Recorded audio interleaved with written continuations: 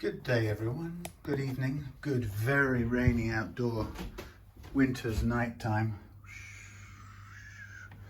Anyway, it's pretty vile out there. I got completely soaked coming here, but anyhow, so what have we got tonight? Well, we've got another roasted maple neck, which is going to be interesting because yesterday's, what do I call it, test proved to be very good in terms of what it showed me about the roasted maple and the way it behaves in terms of fret leveling and the way the frets bunch and don't bunch. Anyway, so I'm going to see what we find again tonight, and if it confirms my hypothesis, then we're going to be in a position to make a formal statement to the country. Anyway, so what we got here is the Harley Benton Fusion Pro series. You know, pretty handsome looking thing. I hate this bridge. I'm so sorry. I'm so sorry. Wilkinson have made some absolutely duff bridges. Just going to clean this off in case I need to do some measurements. Yeah, I mean, I'd hate to sound, I'm not disparaging the guitar. It's a beautifully put together guitar, and you know, for the money it's fab. But Wilkinson have made some disaster looking bridges from my point of view. This isn't the very worst, but it's not far off. This kind of I don't know, this is just feels like, oh, I'm being picky, but this just feels like a horrible loose. You have to slack these off, push back with a screw, pull back, blah blah blah, and they're just great big odd things, and you're trying to lift them up at the front end and pull them down at the back end at the same time. It just seems, this locking down business doesn't seem right. What's wrong with a, you know, typical strap fixing at the back? Anyway, that's the way it is. It's not a bad tremolo as it happens, but anyway, so what's it here for? It is here. It's Julius's guitar. I've done some work on this before where I fitted a switch, pull switch. But now it's in for a lowering of the action. I've already started doing that cheekily because I was waiting for things to charge up. So what I'm going to do is, it's already got a tusk nut. I can't remember if I fitted that or whether that was already done. The specs say that this comes with a tusk nut, so that could be the answer to that question. Anyway, I'm just going to have a quick look at the playing action here. I've done a quick adjustment of the bridge by slacking everything off more or less, so I want to do it without too much tension. We've got just over 150 here, so I'm going to bring it up a tiny bit on this side. That's about right, and then it's too low down there, so we're going to come out a bit with this one. And then what I'm going to do is I'm going to use that as the reference point to do everything else. So now what we've got is we've got a floating tremolo, and what I'm going to do before we get on to set anything on this is I'm going to take off the, where's that? Oh, there it is. I'm going to take off the back plate and screw in the tremolo claw screws. We want this thing to sit horizontal to the body, so I'm going to kind of do the floaty thing with it. Now, you can either do that and set it up now, or one can set it to sort of locked down to do the setup part of it, and then come back. So I don't really, I think I'd be happier just to set it in the correct float now, which should stay the same, assuming that the strings we fit are going to be the same. So what I want this to do right now is I want this to stay pressing hard down on this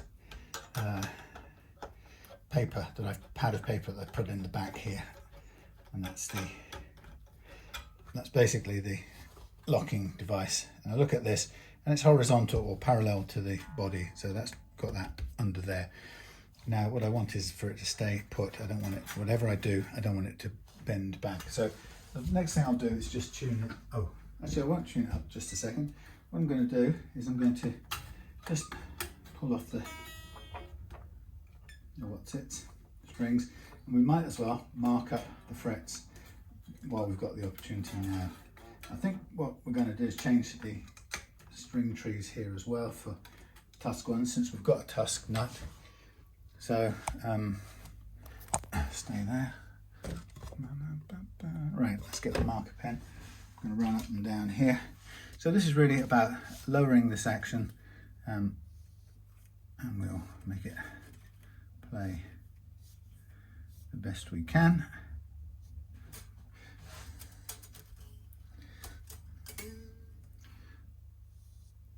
I couldn't remember, and I haven't gone back and checked on my records, but I couldn't remember if I'd done any fret work on this before, and I think Julius said I'd just done the pot switch, so that's okay. We have another issue here, which is the three-way switch is faulty on the neck position, funnily enough. Although Julius had said it was indicated it was the bridge position, I think, but it's the neck position that's cutting out, so we'll take care of that. So what I want to do at this point is I want to tune up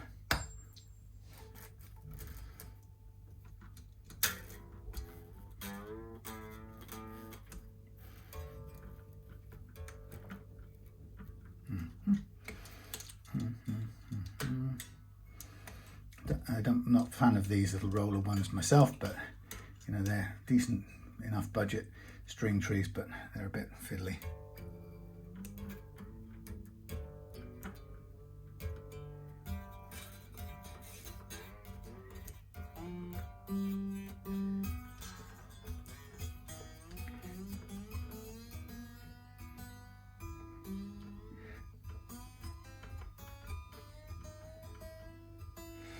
I've had a good day today in that I've had 2 customers come across to pick up their guitars, and I'm both very happy with how they play, and that's just a lovely feeling. So, you know, I kind of spend the day taking care of domestic things and then seeing customers at home, and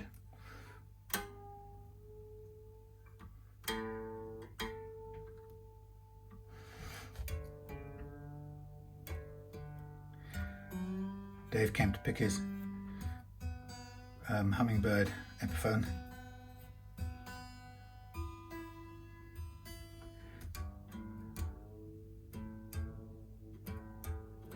And brought his custom shop Gibson Les Paul in a kind of a relic finish. And it was one of those situations where, you know, he was looking to me for any advice and guidance on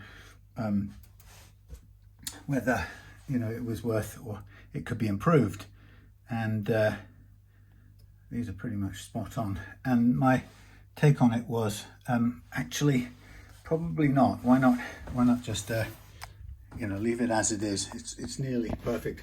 And there was a little bit of fret slap, and there was a little bit of I forgot to mention, I'll have to email him, the intonation wasn't great, but other than that, generally speaking, it was playing really well. So I'm pretty sure that that was a machine guitar that had been plecked somewhere along the line, which accounted, I think, for why it played so well generally. Okay, so this is lifted up. Let's have a look. Are we probably on the mark here? That's fallen back a little bit, so I still want it up. Let's just crank this forward. It's a bit of a fake tremolo. I'm using a screwdriver because I don't have the tremolo with this. Okay, so I want this to stay in tune.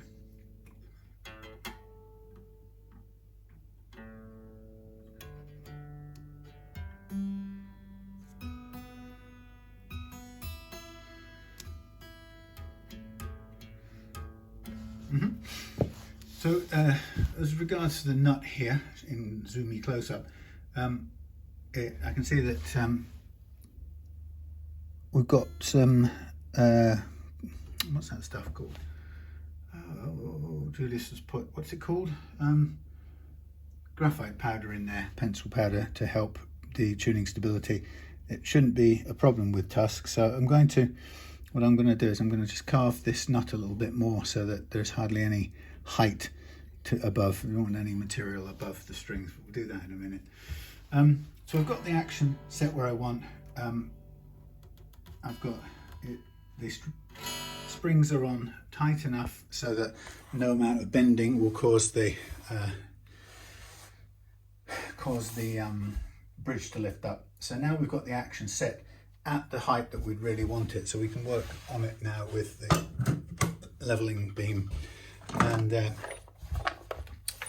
yeah, it's been an interesting recent while working with this method, and as some people will have noticed me blethering on about it, it's been a period of coalescing lots of learning from the years of using this method, and I'm really impressed with what it's telling me about, well, how it works actually, how good and elegant a method it is. And it's not just that it's a good fret leveling method, it actually tells me, it's allowed me to work out quite a lot of important information about the way necks behave under load, and that's been really, really useful. Wow, I've got a feeling this neck might be, if not straight, then possibly backbowed. Yep, it's probably backbowed.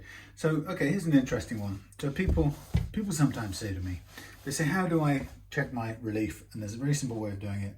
Press down, lower E on the last fret, lower E on the first fret, and then the string in between becomes a straight line, and you're going to tap it in about the middle between the two places you fretted, and you're looking for some gap. There is no gap at all there, which means the neck is either dead flat, which isn't terrible, or worse, backbowed slightly. So you'd get the same effect in both cases. There would be no space whatsoever. So there is no space. Now, to avoid the risk of it being dead flat or backbowed worse, what we do is we get an object, and a suitable object, and we want to adjust the truss rod, and we want to pull a little bit backwards to slack the truss rod. That feels very stiff, because what we want to do is we want to allow it to, we want the strings to pull a little bit relief into the neck. Let me just go and find a suitable object to do it with. Okay, wow, that's very stiff. So I'm going to do maybe 30 degrees or something, and then I'm going to reassess it. Okay, now that is barely, there's the whiff, faintest whiff of space in that halfway point. So I'm going to once again turn this counterclockwise. You can see that's about 15 degrees, something like that. And I'm just going to go until, and you can hear that's making a tiny noise. So it's making, what's pulling a tiny bit of relief into the neck, or the strings pulling the relief into the neck, but it's not enough yet to give us a curve. And so the target I want is a tiny bit more than none. Now you can hear it tapping. That's still almost none, but I think we can afford to do one more little crank, and we'll just check it again there. Okay, so now we've got a gap. Fine, that's going to give us plenty of space for the strings to spin.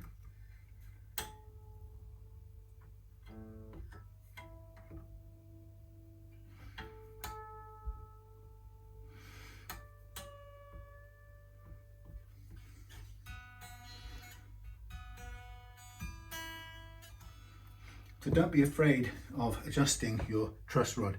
If you find that it gets too much of a curve, then what you'd say, well, how do I know if it's too much of a curve or not? See, this is actually raised the overall height here quite a lot. So this was really backbowed before. Okay, so what's going to happen is, now we've got some relief into it, I'm going to need to slack this all off again for a minute, and I'm going to take down this bridge. So this is a little bit trial and error-y. I'm respecting the knife edges of the pivots and knife edges, so I'm taking most of the load off it, because I'm treating these strings as sacrificial strings, so I can get rid of them afterwards. So we're quite slack. Now, And the problem with this is it is a little bit now hit and miss, so we're going to dial in on both of these, and we're going to just tension these up a bit. Now this isn't going to be the full picture because obviously what happens is the neck is going to bend some when we put it under load. So that's too little. How much is it going to bend? That's the question. So unfortunately this business is a little trial and error-y. So if we go to close to 1.25 there, and we're over 1.5 there. Now what's interesting is that this isn't quite equal on either side of the pivots, but that's partly because one of these bits, the bridge post, seems to be standing out, and that's got a kind of, it's not knocked all the way in. We can live with it, it's fine, but just keep an eye on that. So let me just put it under some load again and see what we get.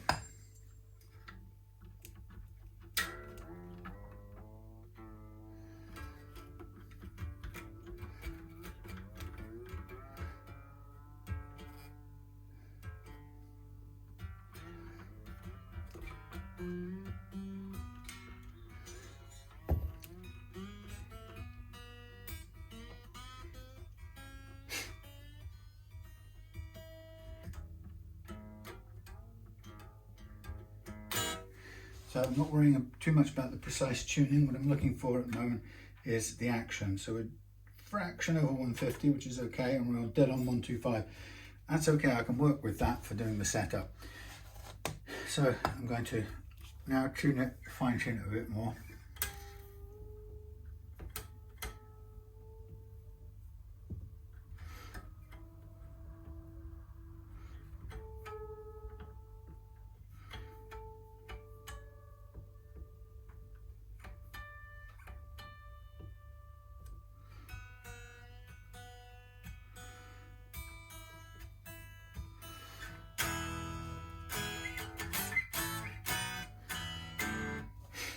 So we've got a fraction over there, we can adjust that back. That's okay on the treble side. We'll dial, when the strings are slacked off again in a minute, we'll take that side down a tiny bit on the bass side. But apart from that, that's my ideal action. So we'll go back to calibrating this tool. Now, interestingly, the reason I stopped and did all of that is because I knew the tool was already flat, the banana, and it was hitting the middle, which means the middle had to be humped, and now it's clearing the middle, so I now need to put the curvature into the banana tool that I need to do this. Thank you, that's my cellulose thinners percolating. So now what I'm looking to do is I'm looking to just basically mimic the curvature in the neck with this banana tool, and now I'm ready to do the what I call the E track. I think these are stainless steel frets, I can't remember, but I'm just going to lightly run over everything and see what we've got. And I have to check my records to make sure I haven't already done a leveling to this, because this would skew my kind of thinking. But I have to tell you here, ladies and gentlemen, this is another positive result which confirms my hypothesis that I have been developing, which is very interesting indeed. Cutting, barely, cutting a bit more, cutting, hardly, cutting more, not cutting. So we've got one low fret there, a bit lower there, and possibly a hint of low ones there. That's pretty amazing. That, ladies and gentlemen, is a very atypical pattern of fret levelness. Now, it's not, contrary to what you might like to think, and I'm not being cruel to Harley Benton here, it's not because Harley Benton have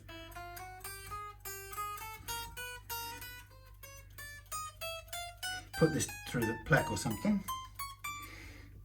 You'll be probably surprised to know it's because I'm finding that roasted maple necks are not compressing and bunching in the same way that regular maple is doing. So we have a built-in stability of this neck that comes with it being roasted or horrified. I'm horrified.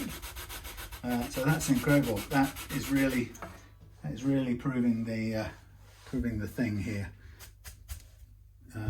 I've been working on this hypothesis now for a good few months. I mean, it's been years evolving slowly, but it's certainly playing out.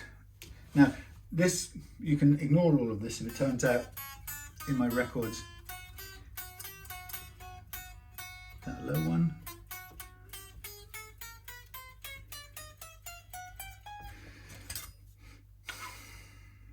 Okay, I just realized what I'm doing here, or not doing. This whole thing, I hate this bridge. Did I tell you that?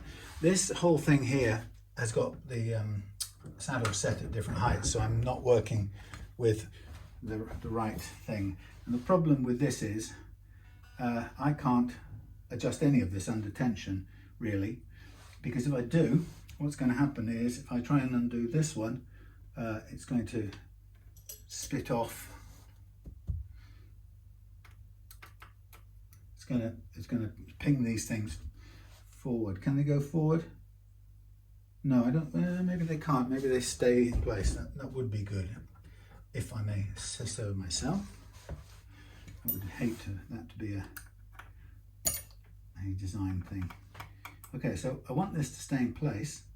Oh lordy, that's awful. I want the thing to stay in place, the saddle to stay in place, but I want to slack it off so that I'm able to, that's it, I want to raise it up. So the first thing I'm going to do before I get on with this next track is I'm going to get this to the height I want, because it's all over the place at the moment. So I want this up, so I'm going to do it here, like so. Of course, I was working just to the outside, so that was a slight mistake. That's okay. This one is probably a tad low.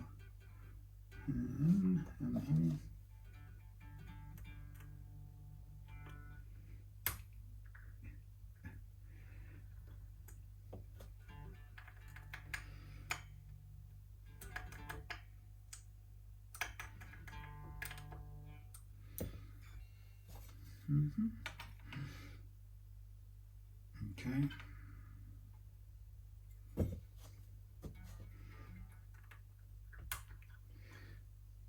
That's not too bad. We're nearly there with these. It's bizarre. That one looks like it should be in the other direction.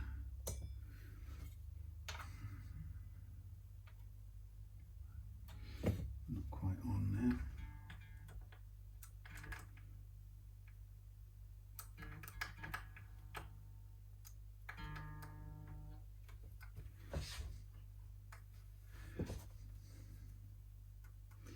This one is all over the place in terms of intonation compared to the other, so I don't know what's going to become of this, but let's just check this out. So we should have, wow, okay, we're over here, so we're going to take that down, take it down both sides. What I really want is this.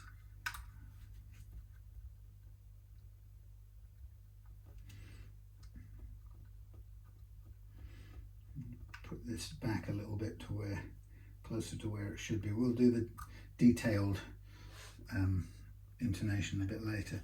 See, the interesting part about these is they don't even line up next to each other. There's a gap here between this one, and they're not, some of them are closer together, some of them have bigger gaps, so it's all a bit peculiar on this bridge.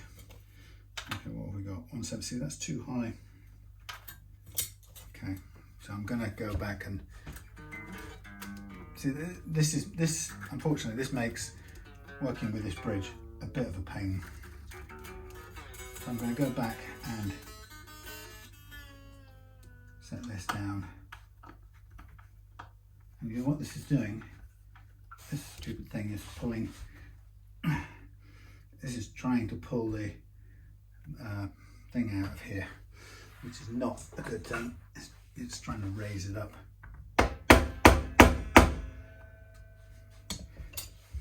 Not a brilliant design.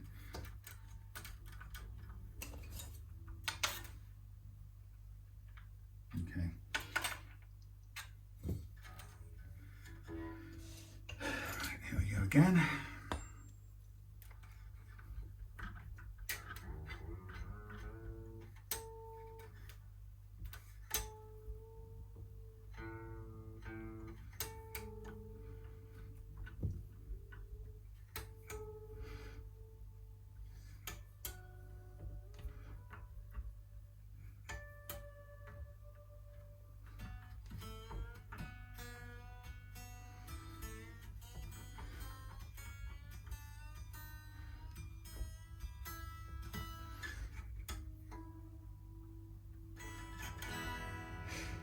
Okay, string levels.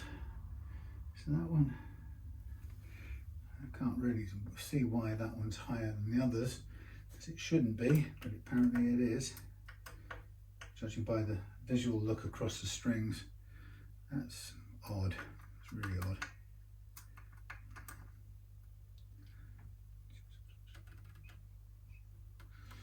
Right, let's have just a quick check now. Okay, we've got 17150. We're on about 1.5 there. We're pretty much on the deck. Let's have a look. Sorry about this delay. I'm annoyed at having to do this.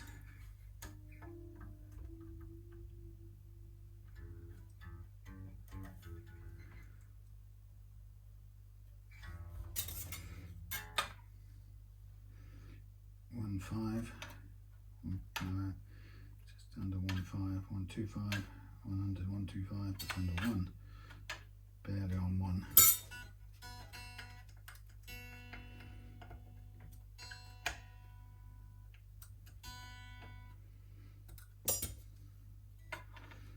That's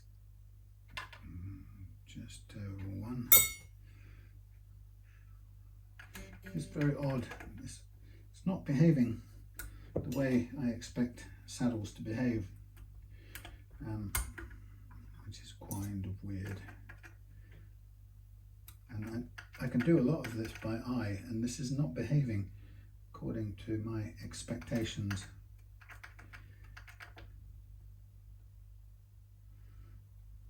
Which is not great.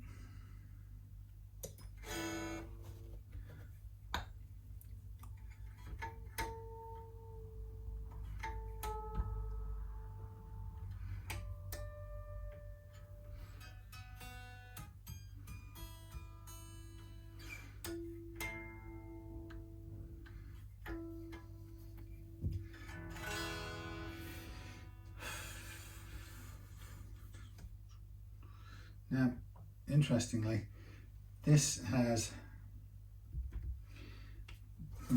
okay, so the geometry of this guitar is not great. So what we've got is we've got it now coming down to a good action. We're lowering everything down, but the problem is that doesn't give this thing enough space to do backward bends. So the problem with it is that for it to do backward bends, it demands this be higher, shunted higher up. And yet I don't want to have to put a shim in here to force this higher to allow us to have the natural back bend. So backwards bend, yeah. So to give you a sort of example, and this really annoys me about the geometry of these guitars. And I've found this actually more than once with Harley Bentons. It's like they haven't thought it completely through. So when you have this kind of bridge, you have the guitar top, and you don't have a recess like a Floyd Rose. What you have is you have a bridge stud, and then you have a thing that comes up and does sort of that. Okay, and then the idea is that this stands up at a certain height, okay, and that's your saddle, your bridge, sorry, and your saddle will stick on there and do that sort of stuff, right?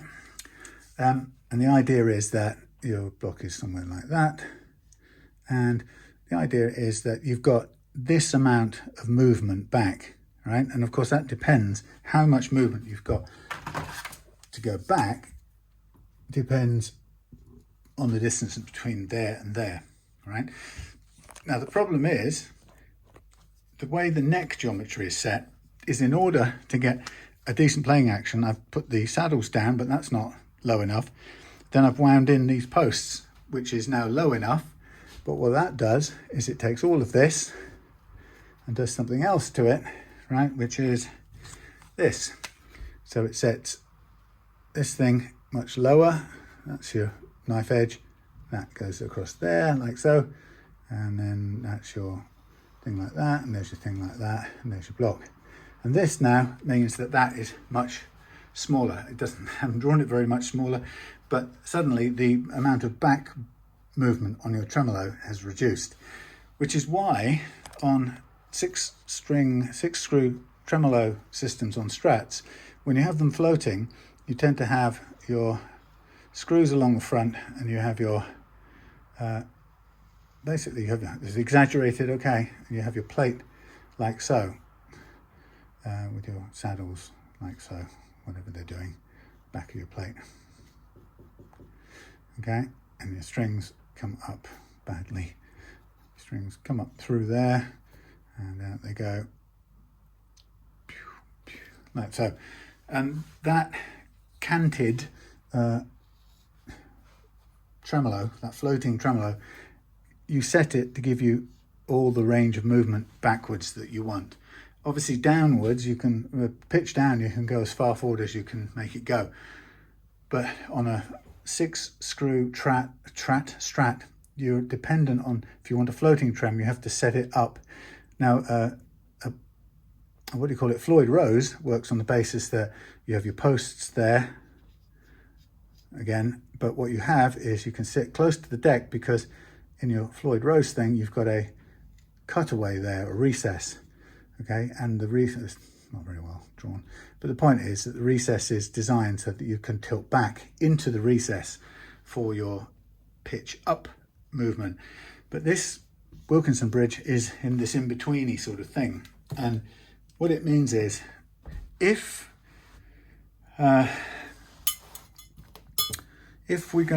we want to have more backward movement from this kind of thing, we have to keep, if we want a low action and a lot of backward or up, pitch up bend and backwards tilt with the arm, then we have to shim the neck to bring the frets up to the strings. I'm going to not do that at the moment. What I'm going to do is I'm going to stay with this where it is, and actually this now is, I mean, what we can do is we can do it as a kind of tilted up thing, which is a bit Strat-like, so that's a bit too much, but let's put two of them in here like so. Right, let's call that our tilt that we've built into this in order to get the amount of backwards bend we want. Now the next question that comes from this is, does that allow us a low action that we're after? And I have to say that, judging by this, that's a bit higher than we want. So we're really running out of options without shimming the neck, which annoys me, because we, you know, and the question is whether we want a lot of backward movement or not. Because at the moment I've got it set to quite a sort of tilted angle. Now in reality, this now, if I take this off here and put a very little bit under here, that is what I would call dead flat. Sorry, you can't see it. Parallel to the top, which won't give us hardly any backwards, but I'm going to use this to continue with the fret leveling, and then we're going to have to get our heads around it afterwards. So I'm just going to double check the action setting. So it's not the greatest of bridges in the world for this, but part of the problem is that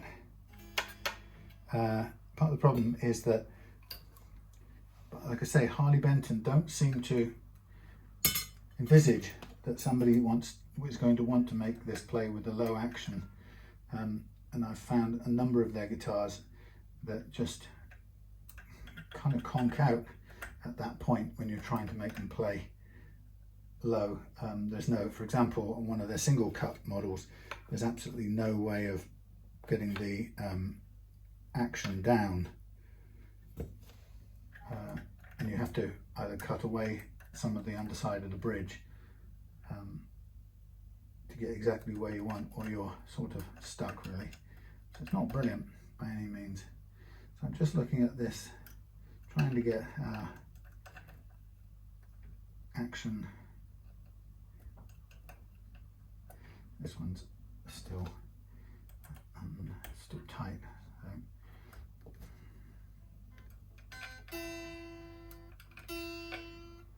And this is I don't like this thing. This is kind of all over the place. This little unlock it, then do this, and then do that. So that's too tall.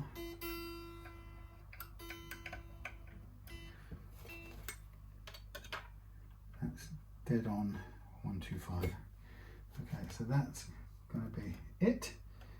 But it kind of moves the whole thing when you lock it back in place, and it moves the position.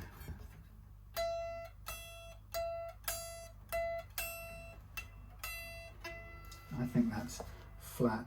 So is it flat or what is it? Yeah, it's a bit too flat, but the problem is we're already at our limits in that direction, nearly. See if we can send it a little bit shorter.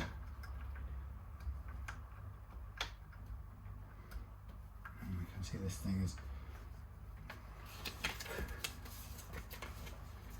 trying to just put this in place. I really don't like this kind of bridge. Honestly, I really don't. See, that is now falling off. I don't know where you can see. I'm sorry, I probably got you on the worst view.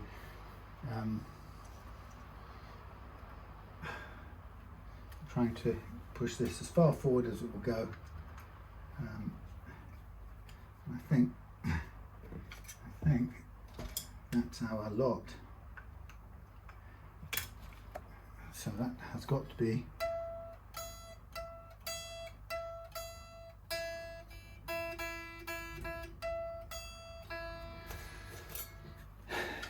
I'm just, normally I wouldn't be concentrating on this business of the intonation right now, but what I'm concerned about is I just want to be sure that it will intonate.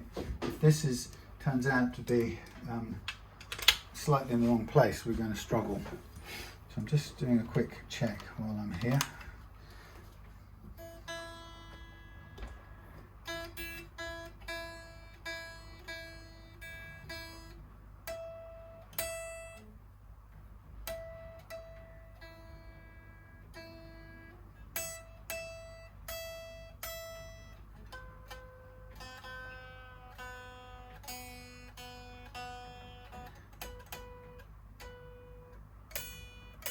Ooh, flat. Blimey. So this is problematic. It's flat. So I don't really think there's much more I can do to send this in that direction as far as it wants to go. I'm going to try it.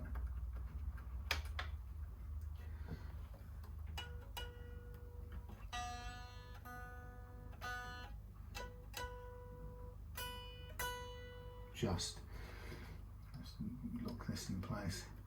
This one, the high E, just looks like it's at the end of its tether. I can't get any further movement on it, so what I'm in danger of doing is winding the grub screw out the back. So I'm just going to tighten it back in. Yeah, it's at its limit. Let's just now take care of the G, if we can do a little bit more on the G.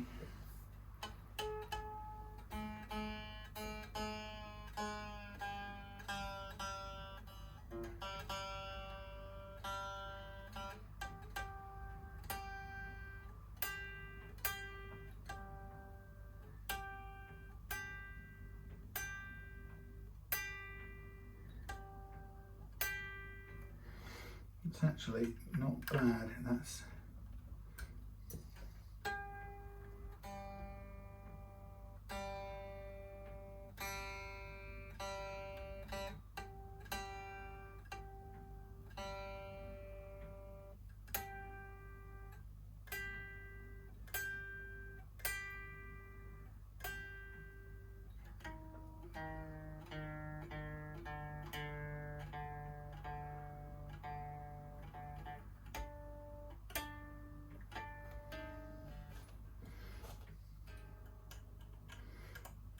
a little bit too short.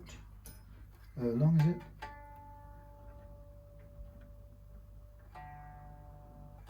See, tightening this up changes the position of the saddle. Okay, that's too short. We're going to push that one further away.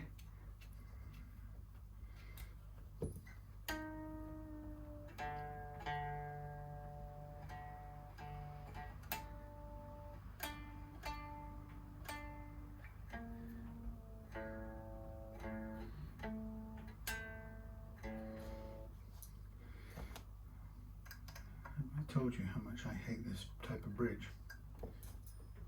Now, according to this should be, it's just such a bad positioning.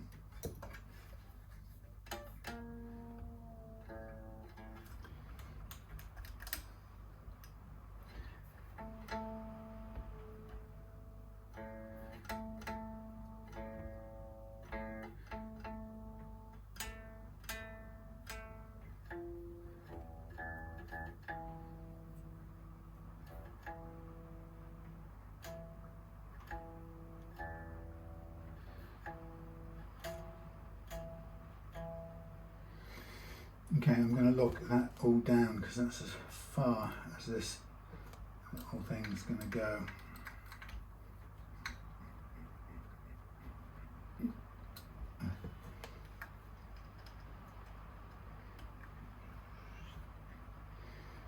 Like I said, what I don't like about this is that now locking these back into place changes the position of the saddles again, which means that I don't know what it's done.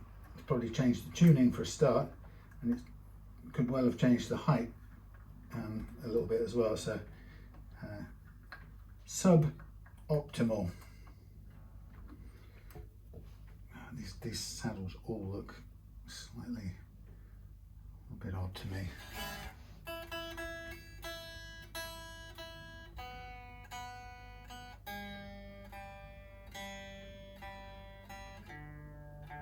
So let's tighten them all up.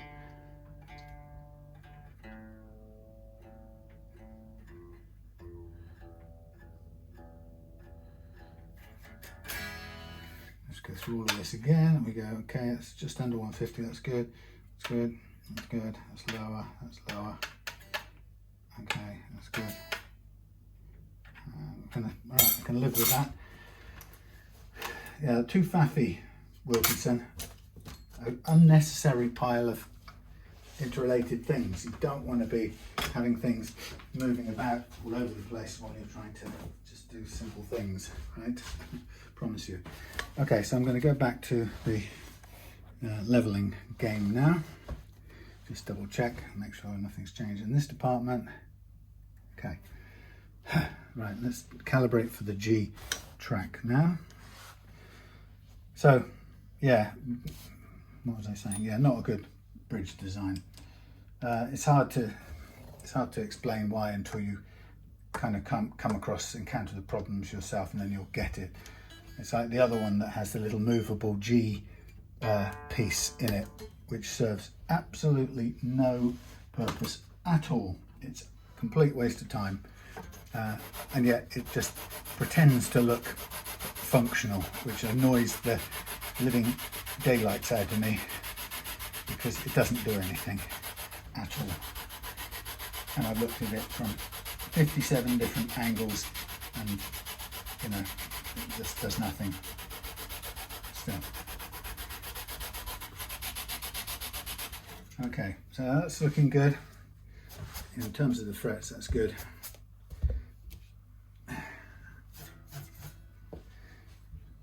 So the typical thing I do is each time I do the frets, put the string back in, play the notes.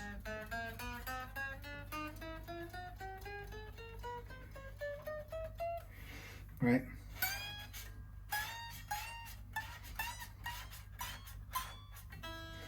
Check the bends, they're working. Now I'm going to do the D track and so on and so on. And then once that's all done, it's a matter of recrowning the frets and then sanding and polishing them out, which is a little bit of a dreary thing. But I love it, you know, it's my bread and butter. Okay.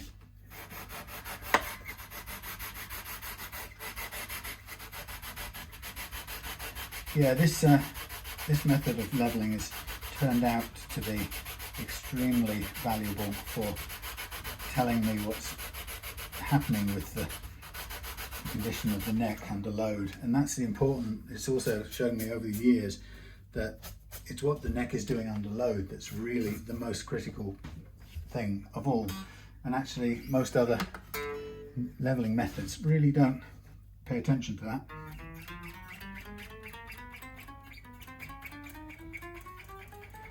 So that people level with the neck off, or the strings off, and the strings off and the neck under in relaxed mode, and flattened using a you know, a notched beam or something. Anyway, and that's the sort of traditional way. And what's good about that is it's better than not leveling your frets, because you do get a relative levelness, but you get a relative levelness for while your neck is relaxed and the strings are off. All that happens then is when you put the strings on and load the neck, it behaves differently. It compresses and it bunches the frets up, the wood bunches, and you get, as a result, a series of very, very fine hills and valleys, and those are basically, they act as uneven frets, and that is what gives you the kind of fret buzz and slap on the lower strings, and that's what this method is great at ironing out. You can't iron that out unless you're leveling with that at play, in play, and the other method of leveling doesn't do that. It reintroduces the compression effects after you've done your notional leveling with your neck flat, and so you may well be leveling it flat, relaxed, but as soon as you put the thing under load, you're reintroducing the effects of the compression, which basically puts your frets out of levelness with each other, and you experience that, of course, as a bunch of buzz and fret slap. So this method is the only method that can take care of that. Now I am determined. I keep getting around to doing. In fact, I'm going to do an ad, and it's not the perfect ad, but I just keep trying to get around to designing an ad, but I never get around to doing it. I'm going to put a still picture at the end of this, which will be an ad for a kit that I sell called, well, these are quite a bit higher than I need them to be, a kit called the Golden Banana Kit, and that is going to that is a U-channel truss rod like this, complete with already flattened and ground to perfection, ready to use. This is a US made one, and that's what I sell, with some 400 grit paper on it and 5 extra strips of paper ready to go on to keep you going for 6 months or so, along with the little legendary brass dome nuts, along with a hex key, not a chopped off one like that, but a hex key, and some string spreaders as well. And that Golden Banana Kit costs 80 quid plus postage in the UK. Well, postage anywhere, but in the UK it's 7.50. And also including that is access to a live Zoom Q&A session on a regular basis. Now I started doing them in groups of 10, but actually it's kind of turning out to be quite hard to manage that, so I may well just convert it to being a once every 2 months thing throughout the year. And once you've bought the golden banana thing, you can drop into that, any one of those, anytime you like. So 6 a year or more, just to kind of ask any questions on technique, so on and so on. So I've just got to work that out on a bit of paper this week. But so that's what I'm selling. Now, what I'm doing here is I'm bringing down these first fret actions because they're high on this guitar, even with the action set where we want it now. But it's a good time to do it because we're going to leave this tusk nut in place. So I'm sort of just widening the slots, cleaning them out if you like, and tilting them back. I found they were a little bit dead, so I don't think the angles were quite right. Just fractionally off. So there we go. We want to take them down to just at the point where they stop playing or just start to interfere with the string, and that's a 0.3 of a millimeter. What do you call it? Feeler gauge. So, and once I've done this and got the action the way I want it, I will afterwards, I'll take down the excess above the strings on this nut because it's superfluous, and it creates a tall sort of side to the slots, which we don't need in any which way. Now, of course, the difficult thing about doing this is cutting these down bit by bit to get the right playing action. That's good, and without overdoing it, because it is difficult to avoid that sometimes. So I think that the bass strings are a little bit, and no, they're still quite a way off. I was going to say they're a little bit better, but they're not. So here we go. Now I've got some, the fact that there's some, that stuff, graphite in there is actually helpful because it helps me to see when I'm cutting the angle but not cutting the front edge of the nut. And sometimes if you need to add your own in, you can do so with like this, with a bit of a pencil, and scrape it in. And then when you come to do the cut, you can see where you're cutting backwards and not downwards. So this is going quite a long way to get a low action. So the beauty of these nuts is that you hardly need anything above the top of the string. Most of this material is superfluous, and we can get a shot of it. So part of what I'm doing here is I'm making sure things are wide enough and that we're tilting backwards if we weren't already, just double checking. Just about on the mark there.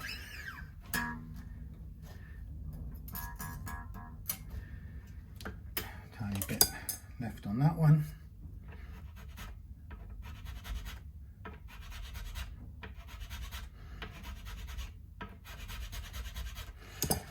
Okay, let's see where we're at. A bit more.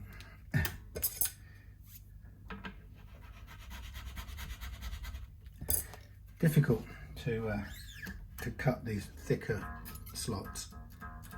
They can deceive you and then sort of lurch forward if you're not careful.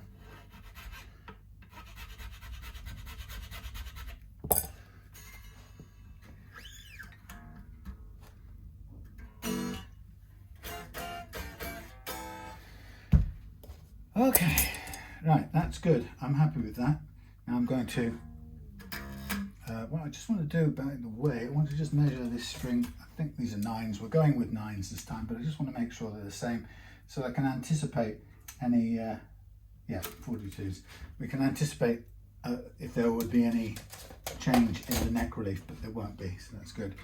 Right, so having done, got the action I want, having got the nut action. Oh, let's do something with the nut. the nut here now. So while we've got the strings in, which we can now afford to lose, I'm going to take the pressure off them a little bit. But what we can now do is we can get our filing block, which has got 80 grit on it, so it's quite meaty sandpaper, and we can basically just take down all the vertical height over the top above the strings that we don't need. And as you can see, it's quite a bit of material coming away there, which is unnecessary. Now it doesn't matter if I grind the strings a little bit, because we're dumping them anyway. So the idea will be to kind of go backwards a little bit if we can. Again, like I say, it'll end up hitting the strings a bit, but we can give a little bit of a help that way. So we're going backwards, we're removing the excess as we go, and then we're going to get down to where we want to be. We can just smooth it out with a bit of higher grit or two. Okay, so there's quite a lot of material, as you can see. All of that unnecessary. So it's a much lower nut now. So what I'll do now is let's get the power assisted steering.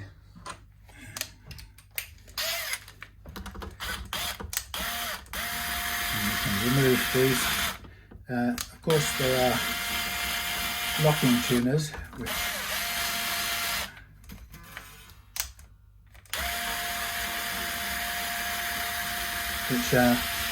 some people really like. I'm not too bothered about them either which way.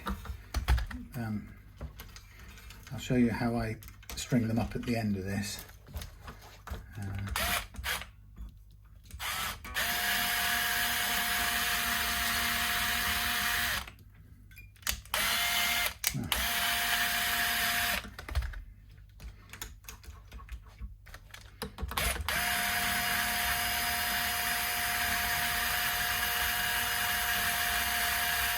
Just to kind of line them up in the direction of the body before you can undo them from the locking section.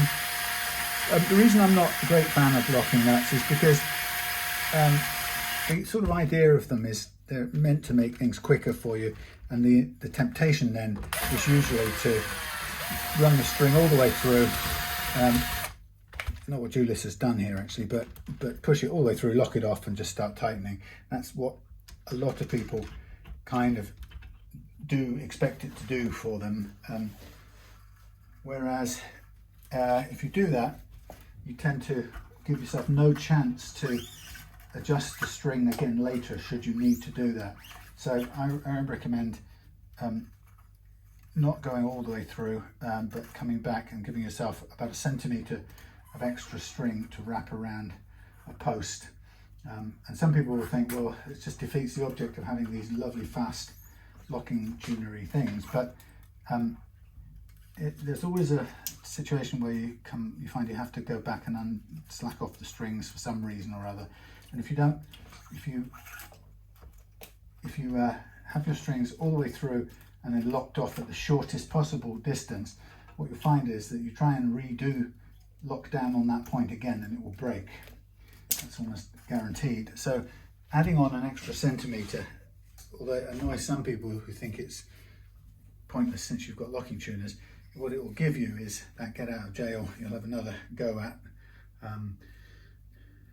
tightening up, undoing and tightening up the strings if you should need to. So it's quite a handy little thing to remember. I've been caught out more than enough times, obviously, as a guitar setter-upper. I'm just looking to see if we've got some water coming in. I'm not sure if we do, but I wouldn't be surprised since it's also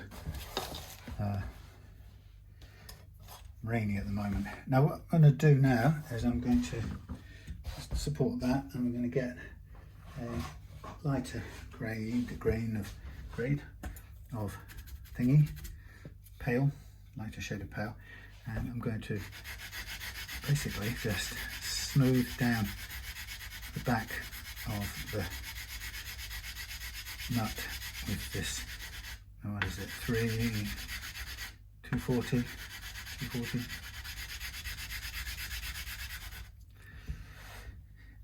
which is a much smoother grit, obviously.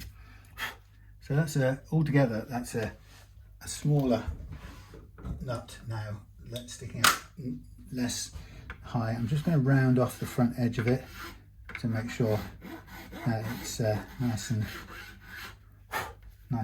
soft to the touch. We don't want it to be sharp in any way. So we've got as little material in there as we can get away with, and that's the way we like it. Now I'm going to remark the fret tops, and the idea will be to recrown the frets, and after that I'm going to mask off the fretboard to protect the wood, and then we'll go into a sanding and polishing routine, which I'll probably do off camera because it's boring, and it takes about half an hour. Whoops, half an hour. You get that in there. I said you. Oh no, why is that? How is that doing that? Why is that so? Okay, how can that stay on there once before but not now? Because it wasn't there, was it? It was there. Cool. Right, so a bit of self-confusion aside, what I'm going to do now is I'm going to crown these frets, recrown them. So in doing the leveling, we've made them slightly flatter, which is completely normal. It's how you do your fret leveling. That's how you actually level the frets. So what we're doing now is we're going to use this concave file to round off the flattened part of the fret and give us back an arch shape, which is what we want. And the frets that have been hit leveled more take longer to recrown, and you can see it as you go over them. You can see which ones that might be, but most of these are very light, which is great because we've got the action we want with no buzzers and chokes for very little fret metal removal, which is the aim of the game. So I'm scooting along here nicely. Now what I've got to do with the strings off, and we'll do that before I do the polishing, I think. Maybe we'll get it masked off, and then we'll flip it over and have a look at the lever switch and replace it. So this one looks like it's got a little bit more heavily hit, this particular fret. But that's the 13th fret.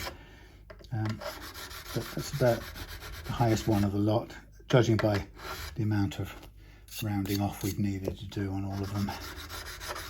That's good. Hardly any there, hardly any there, hardly any there. Same again. A bit more here in the middle. Again, a bit more in the middle.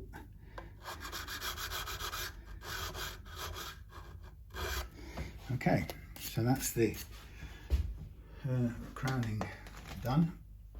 Nice and quick, showing how relatively little amount of material was taken, fret metal was taken off.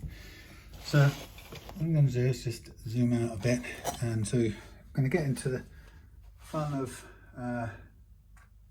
masking this off.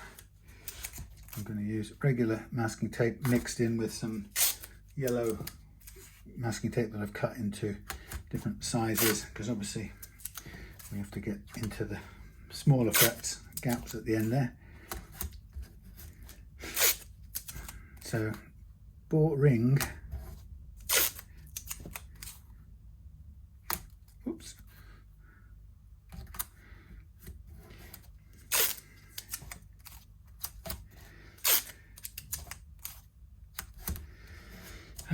dear. So tomorrow we've got a funny day, no guitar work I don't think, we're going to, Claire has a sort of focus group thing for the NHS cancer services in the all morning, so I've got to drop her in there, and then I've got the morning free, probably in the rain. Either go somewhere, sit somewhere, snooze somewhere, whatever. I might actually go to Halford's, but judging by the weather just now, if there's any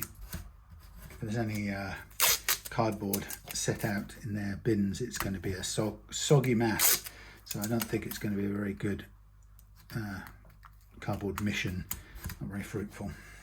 But you never know, it might be worth trying. Sometimes they just put it out and it's so tightly jammed together that you can get it out, and it's kind of kept itself dry by being so jammed together, but not always.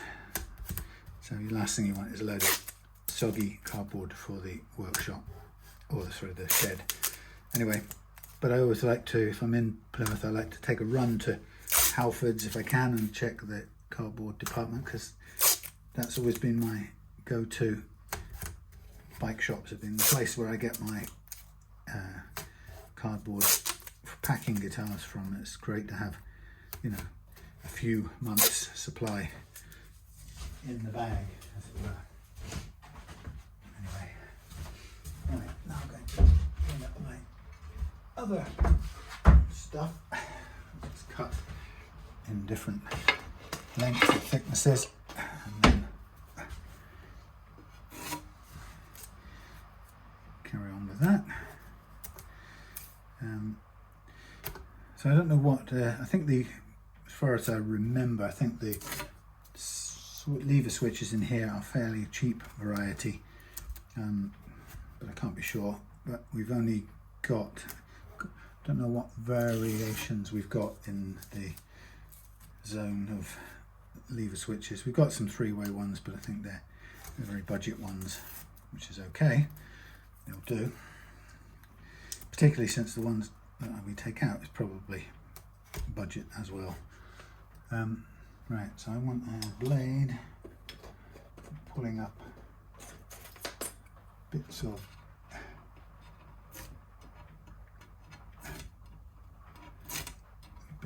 tape. So you can see this is a dreary pastime, this bit. Yeah, so that's tomorrow, and then in the evening I've got the thrill of the parish council meeting, which I really am relatively unenthused about, but I will go and do my duty. So that's Tuesday? Yeah, that's Tuesday taken up. Then Wednesday I can do some guitar work, and then Thursday it's car fixing day, so we either get to the bottom of this damned power drain with this car, or we don't, and fingers crossed that we do. Thankfully we've got my stepmom's Renault, which has a disabled wheelchair rampy lifty crane thing in the back. Not that I need that, but she keeps that car because it's got that in the back. And she drives around in a little Suzuki, no, Toyota. But we can borrow the Renault, so that means we don't have to panic about the car if it takes a bit longer than a single day to get done.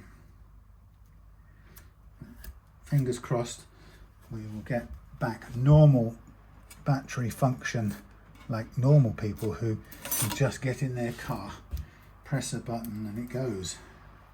That would be so luxurious and decadent, if you ask me.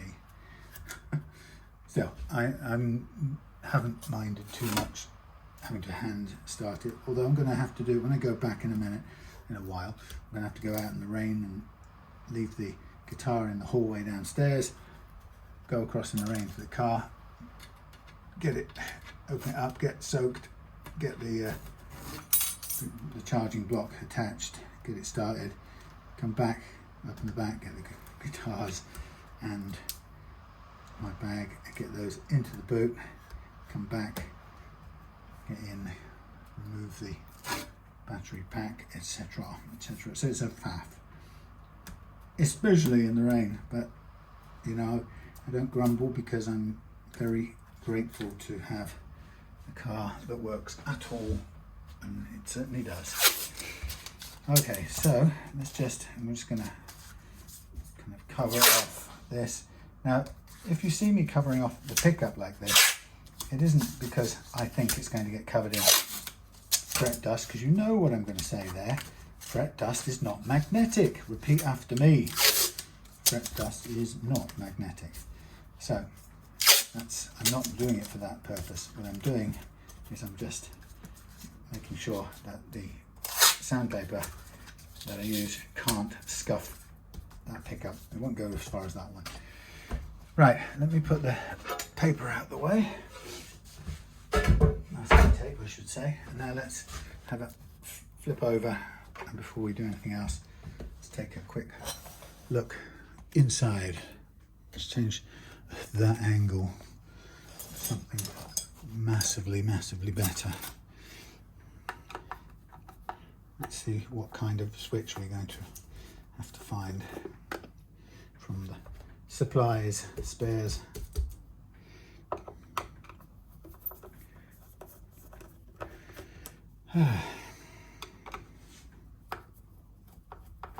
Yeah, it's funny the way that Harley Benton hasn't really anticipated anyone wanting to do very low actions like me does.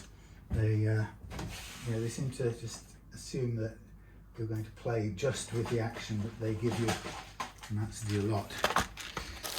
Okay, there's a new three-way one there, so we better just get that into operation. When something cuts out the way this does, I don't want to mess around with any attempted fixes or anything like that. It really needs to be just replaced. They're not very high quality widgets in the first place, so I'm just going to save myself some misery. I'm going to write down, we're going to go wafer bit down there, we're going to go 1, we're going to go 2, bare end, then we're going to go 3, 4, 1, then we're going to go 1, 2, 3. So we've got 1, 2, 3, 4, 1, 2, 3, 4, and we have the 6 in the middle used, and that one is green, 1 green, red, black goes to earth, black, this one is green, this one is red, sorry about my arm being in the way, and this one is green as well. And let's just know which one is which. But what I'll do, just for the ease of making my life simpler, I'm going to stripe that one, and I'm going to draw it on here, green stripe. Just, it means I don't have to kind of concentrate too hard on it. I can just get on and do it without having to overthink it. So what I'm going to do is I'm going to remove these so we can get the switch out. But first of all, I'm going to take that off and then undo that.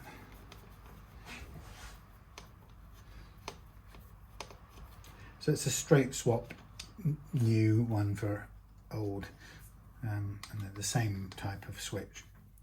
So there should be no problem at all. But cheapish construction. This is alpha. This doesn't have alpha written on it, but they do the same thing. Yeah, same 3 position 3. Okay, so sometimes what you can do is you can just, if you're nervous about getting the things right, you can just drop this back in. Well, I've only got one. Oh, there's one. Thank goodness for that. Yeah, we can just drop this one in, line this up, That's if it's long enough. It might not be long enough. Ooh. So this might be, it looks to me like it wants to be used on a, it only goes on a plastic pick guard, so that's not going to be any good. So we need to get longer. Well, there goes that one. Let's just make sure that these fit in this. So that's going to be right. First problem: we need longer thingies to go with this, and they need to fit that, but be longer. Be longer. So first of all, we'll take a look into here. And what have we got?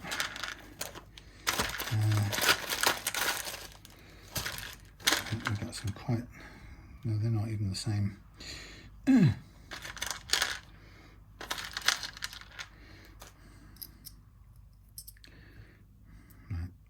That probably works, but we've only got one of them. Okay, so nothing. I'm now going to try and see if we've got one sitting in any of these. We have to borrow up front.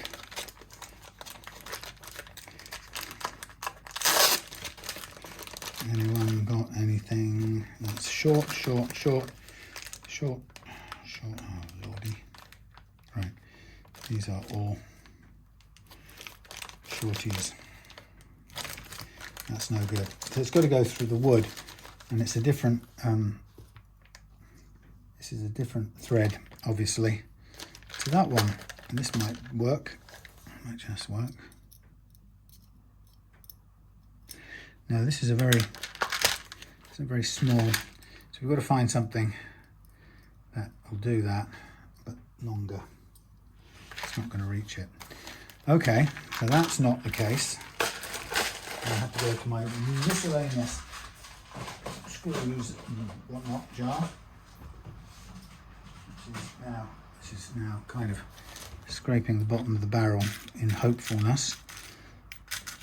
So we're sort of looking for something like that, but that's too small. Something like that. Yeah. No, slightly off the thread.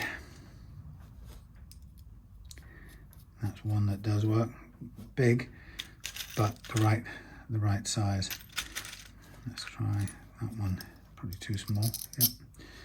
Gosh. What about this one? Yes. Yep. Okay. It's a bit overly long, but it'll do the trick, whereas the other one won't. So that's important. What we can do is we can calculate how much we need and just basically cut off the rest. So let's go to something like that. Let's go to something like that. Oh, blimey.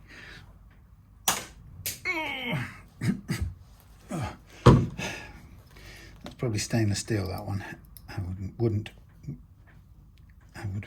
wager. And just cut my way through a bit of a,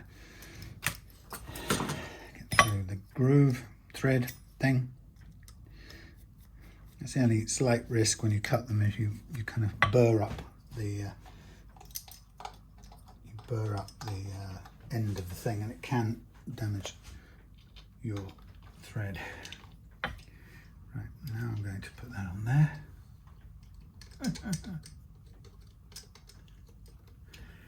Come on. Problem is I can't see. There you go. One.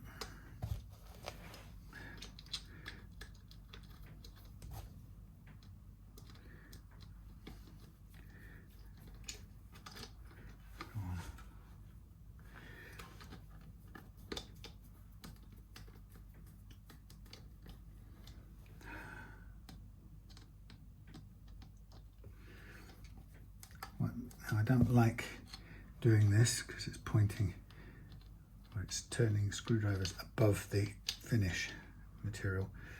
What I'm going to do is get this on, bit of this, bit of this. hold that in place.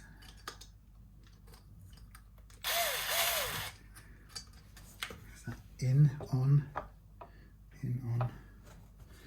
It's trying to be.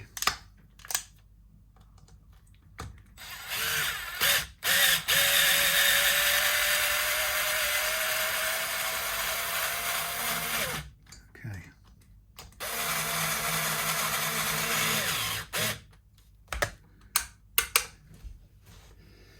Very well. Okay, sorry about that little delay.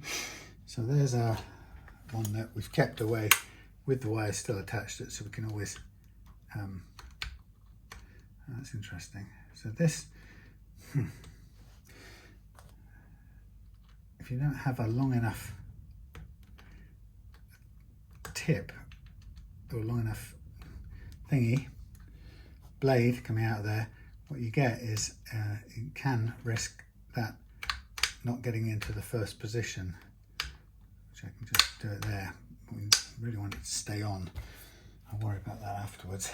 Okay, so here we have the simple thing now of hooking up the whatsits, unhooking and hooking up. So let us first of all just get these up into a nice position, and like so. You don't get too many goes at bending these things, so you've got to get it right the first time. Okay, so we're going to need little bits of a few little bits of wire to make loops. I'm going to use a bit of this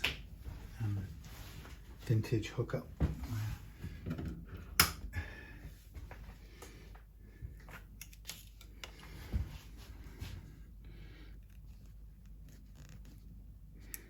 Let's pull this out. 1, 2.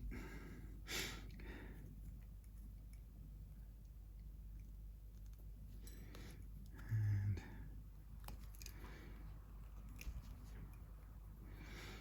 3. Okay, so I'm going to bend these bits over and drop them in like little horseshoes. Shoehorns, horseshoes. Obviously we don't want them too deep, we just want them to hook on. So cut that back, There's a little bracket clip thing. That will join these two together. There we go, joined. And do the same again.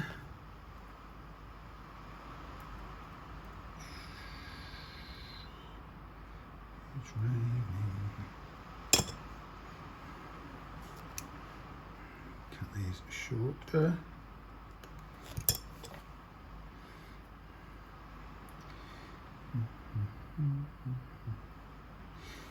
You can buy these switches with these lever switches with these little pairs already soldered together with a little tab or pre-fitted little wire joining tab, but this isn't one of those. Right, so my 3 little jewellery pieces going on there like so, one after another. That should be about right. Very nice. So what I can do is I can attach each one by one end and leave the other bit free.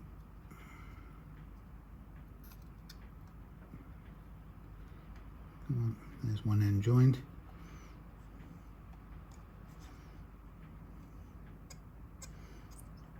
Two end, or middle one joined. And the next one.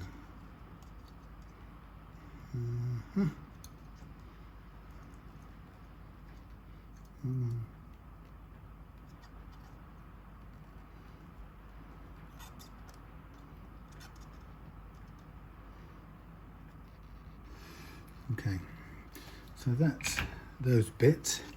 Now if we come and unhook our green one here,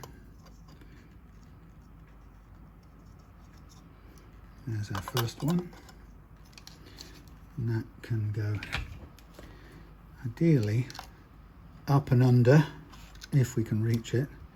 And it may be that this is, well, beautifully done, beautifully designed. You can't actually reach it.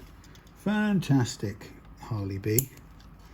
Afraid I'm going to have to undo all of this. And you still can't reach it because it's too far away from this. Oh gosh. Without an extension piece. Well, Harley Benton, thanks a lot. Little details like that just doesn't reach. Damn it. Okay, let's have a little bit of wire. Tiniest bit really. It's so stupid that we almost don't need any wire at all to extend this, because it only needs about 2 millimeters in total. But we have to do it because we don't have any choice. Right, so now I'm going to need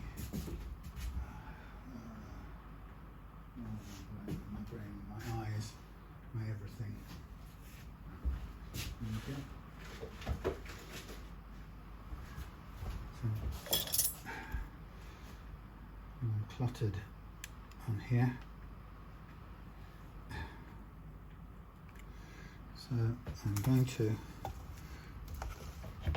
load up my tin one end of this little extender, add a bit of blob to the other end because that's going to join up, and I'm going to cut myself a shrink tubey thing, and I'm going to put the shrink tube on there like so. I'm going to turn this round, bring this in to here, and really sorry about this, move out the way, thank you. So get this down to here and join these two.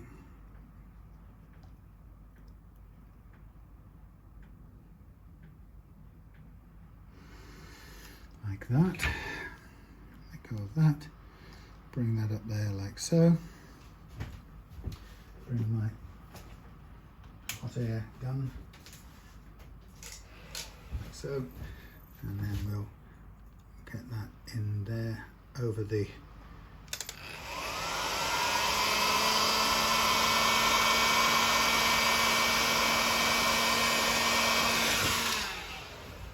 okay, that should be the only one we have to do that for. So now what we want is for this to come up ideally under there and out through there like so. Hurrah. See how too much we've got on there. We don't need all of that, but you can't really work with anything much smaller than that. There we go. So. Okay, that's that one. Let's remove the red next. It's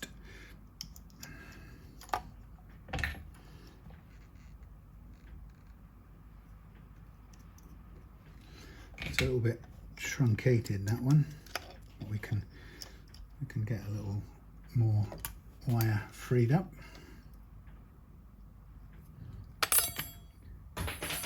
Oops. So that doesn't want to do that, so I'm going to cut this little burr off the end on my blade and trim back. So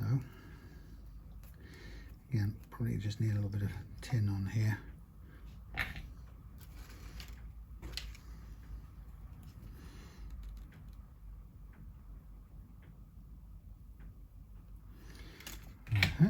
That one's that one.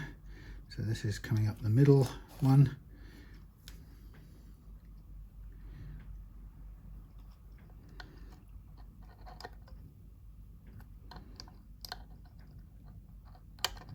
There we go. In the middle of the night.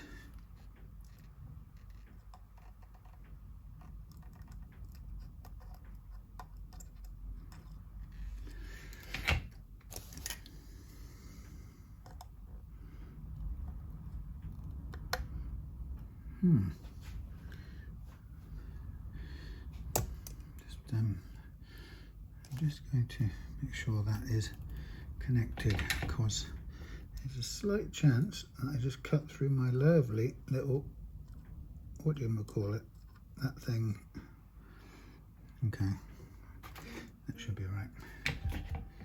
Ding! And here we have the other green.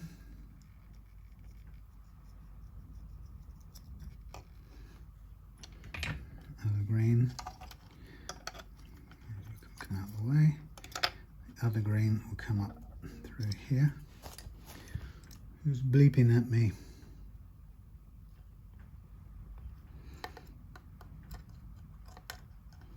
There we go.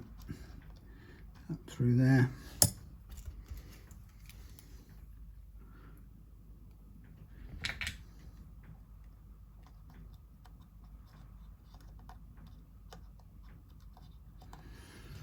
Good. I'm just fractionally nervous about this first middle one. I'm just going to make sure I've got a link, strong link across there.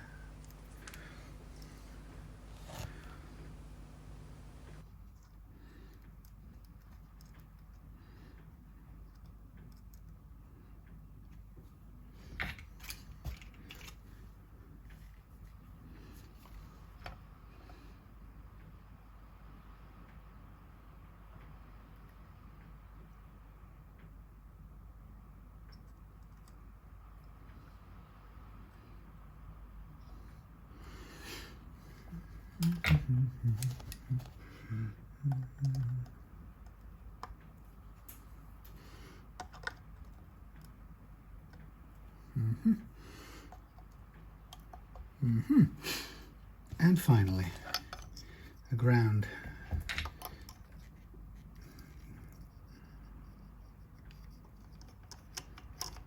I don't know why this is, it's tied on, so I'm going to have to cut that and strip a bit.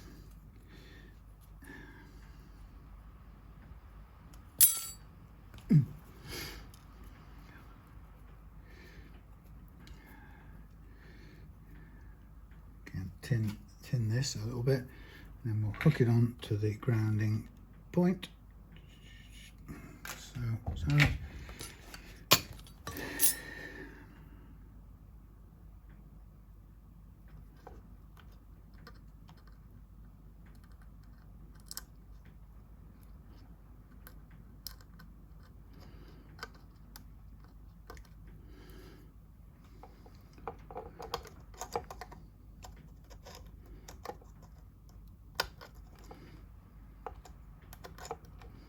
Come on here, come on, no. Come on, black wire, do as you're told.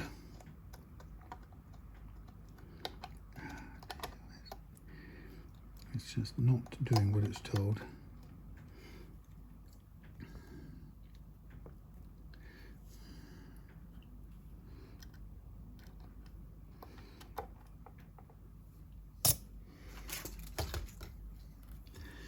Fine.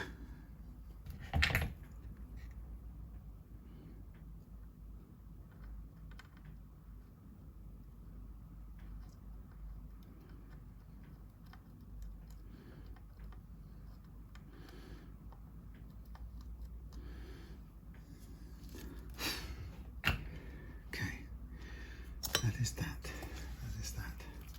All connections connected. So let's close this up for good measure.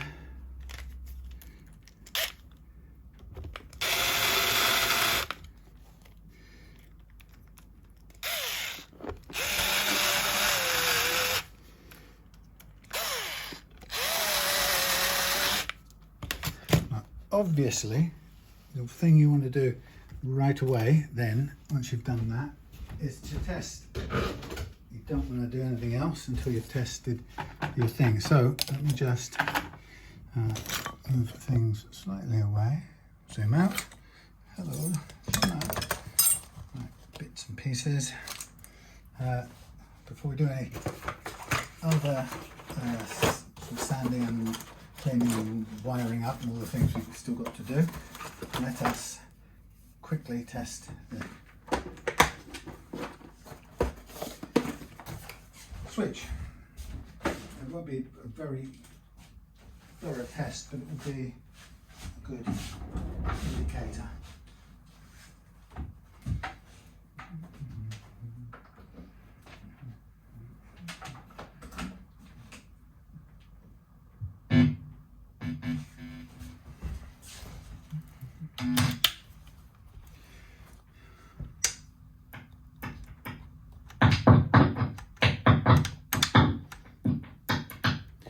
Good, fixed.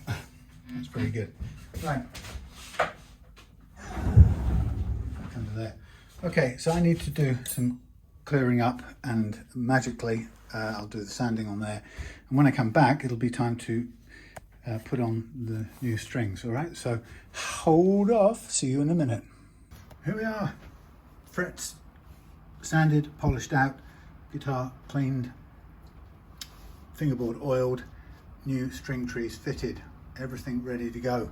So it is time to get on the home stretch, and that means fitting our D'Addario 942s. And here we go.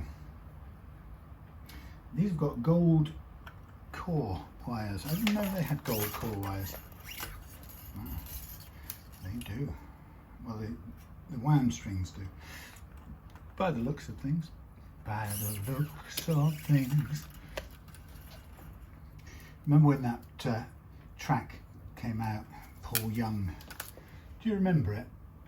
About 85 or something. And he was just sort of new on the scene, and he'd been with, what band was he with before? Was it Q-Tips or something? Some strange thing. But he went on his own, and he became all spiky haired and pretty. And he did that song, and it was stunning song at the time. I mean, it was very different from anything else. And it had that rubber band bass, fretless bass sort of thing going on.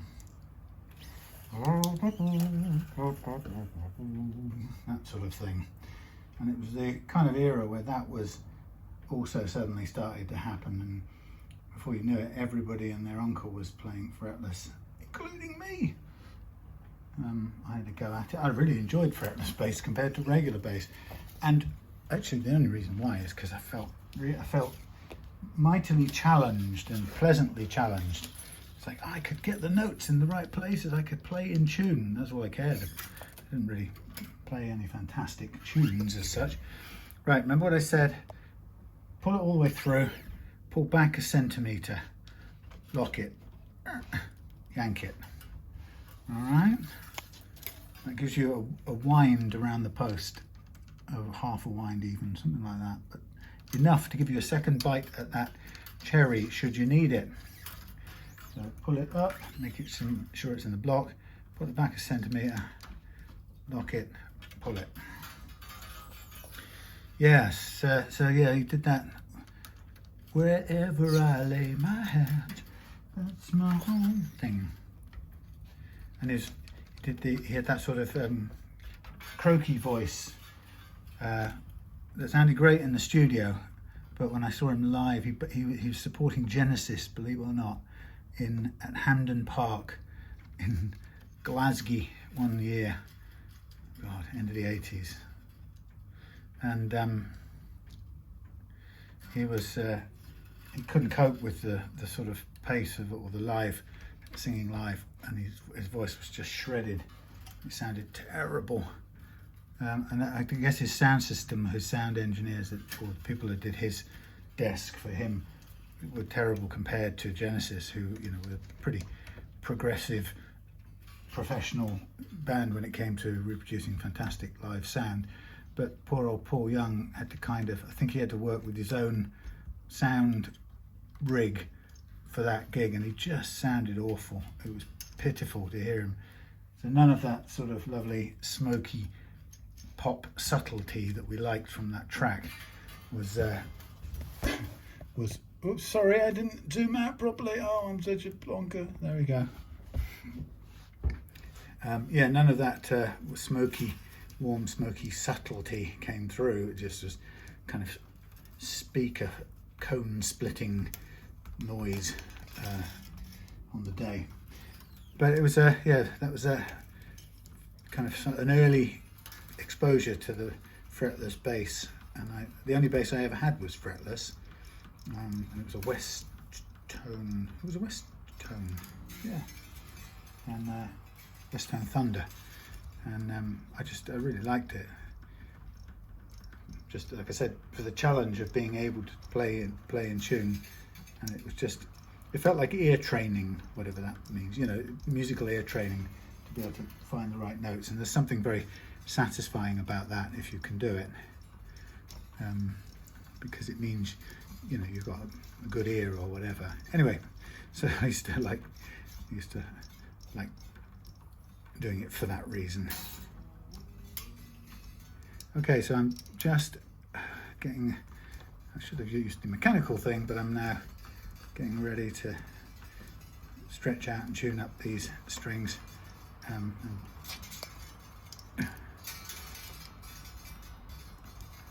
Now, I've said before many a time, your tuning stability on your guitar is the product of two things, and it's worth considering them as 50% responsible each. 50% is your condition of your nut and how it grabs, retards, or permits the strings to move freely without any friction. That's half of the deal, and in that is also making sure that slots are cut correctly so they're wide enough, and so that they are friction free, and so that they leave the correct very low first fret action. That's half of the deal. The other half of the deal is stretching out the slack in your strings, as Joe found out today when he came to pick up his telly, and he said, "Oh, I've had the strings on this."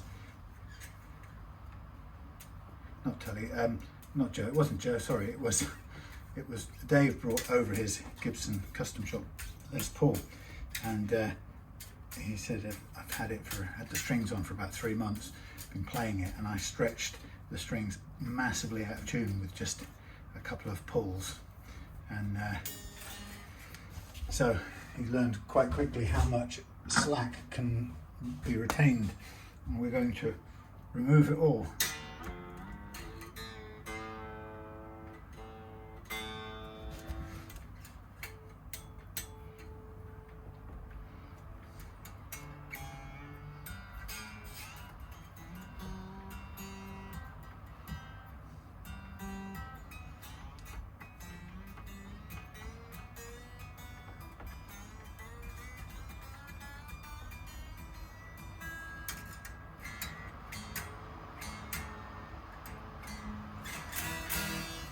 So I'm just going to tune up again.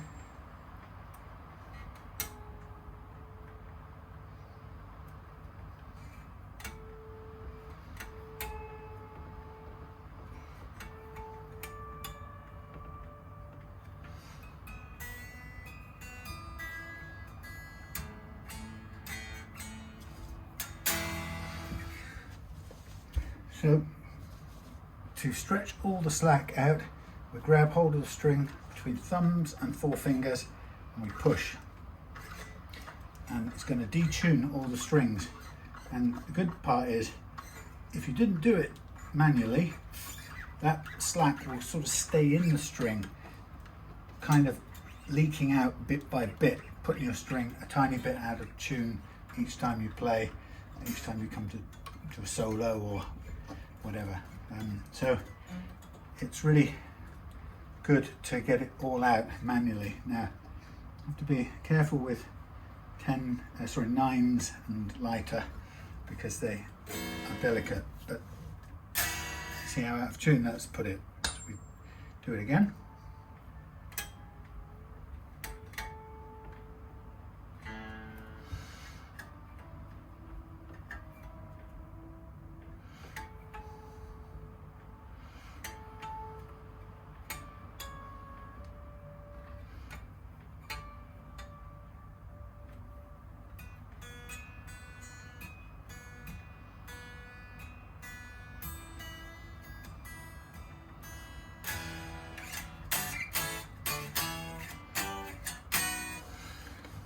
Okay, we go back and we do it again. So this will be the third time, and you'll probably find that it starts to stabilize around about then, and at that point we can stop and play, or we can do it again just to make sure. But the more you do it and the less slack you leave in your strings, the easier, quicker your guitar will go into tune, and the better it will play and sound.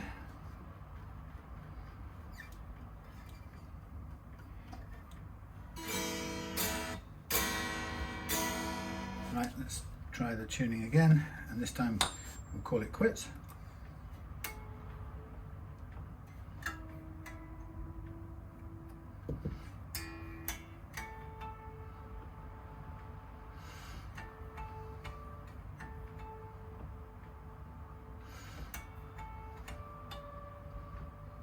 So we're very close.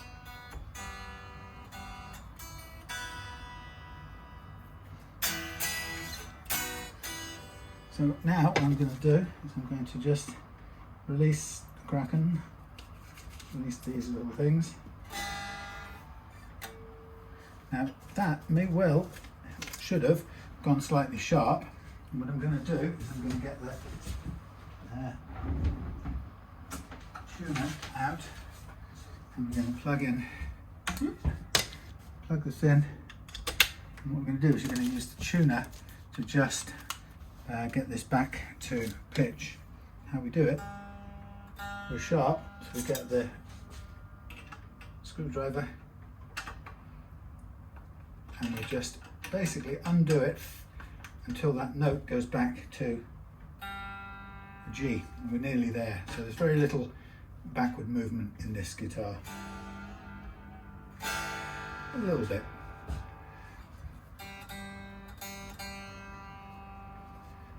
Almost there. It's a great way of getting it back to pitch.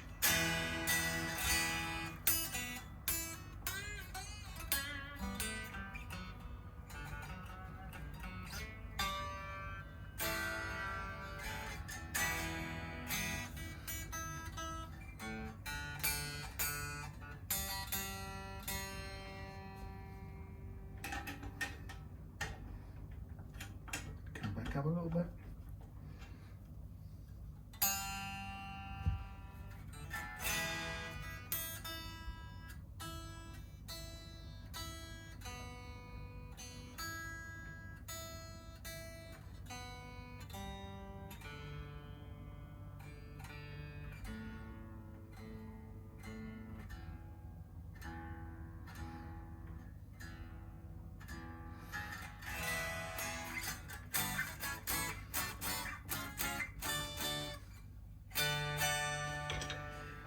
There we have it, ladies and gents. Oh, one thing to do, we'll put the plate back on the back. So that's everything done. That is the tremolo set with a little bit of backwards pull.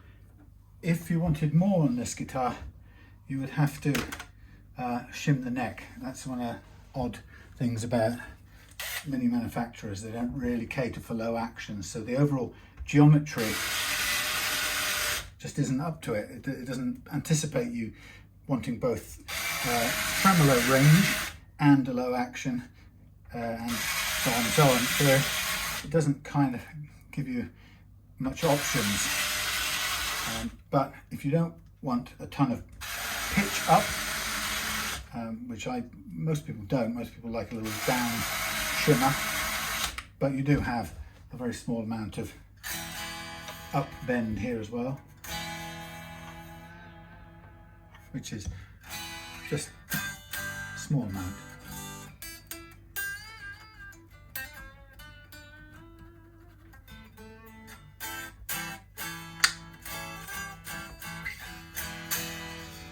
Here we go. Thanks for watching. See you again soon.